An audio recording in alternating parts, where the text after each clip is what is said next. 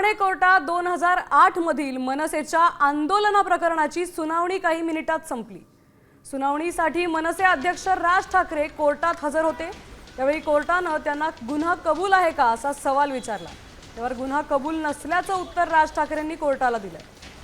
एका महिन्यात प्रकरण निकाली निघेल, सहकार्य करा असंही कोर्टाने राज ठाकरेंना सांगितलं। रेल्वे भरती प्रकरणावरून मनसे आंदोलन केलं होतं। या प्रकरणात राज ठाकरेंवर हिंसाचाराला प्रोत्साहन दिल्याचा आरोप होता। आज चार्जशीट फ्रेम होणार आहे आणि चार्जशीट फ्रेम झाल्याच्या नंतर मग ही केस पुढे चालेल। सो आज पहिली प्रोसेस सुरू होते। ही केस रेल्वे कोर्टाची होती।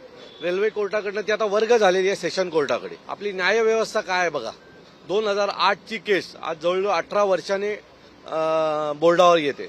सो याच्यावरनं आपली न्यायव्यवस्था कशा प्रकारे चालते हे समोर येते। ह्या सगळ्या प्रोसेसला अजून वेळ लागेल। अनेक वेळेला सन्माननीय राजसाहेबांना कोर्टात यावं लागेल, पण ठीक आहे। तर मराठी तरुण मुलांसाठी जर आम्हाला कोर्टाचे फेरे मारावे लागणार असतील तर त्यासाठी आम्ही तयार आहोत।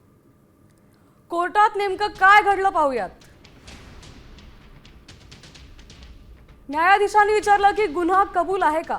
त्यावर राज ठाकरे म्हणाले, मला गुन्हा कबूल नाही। न्यायाधीशांनी एका महिन्यात प्रकरण संपून जाईल, सहकार्य करा असं त्यांना सांगितलं। त्यावर राज ठाकरेंनी पूर्ण सहकार्य करणार असं आश्वासन दिलं।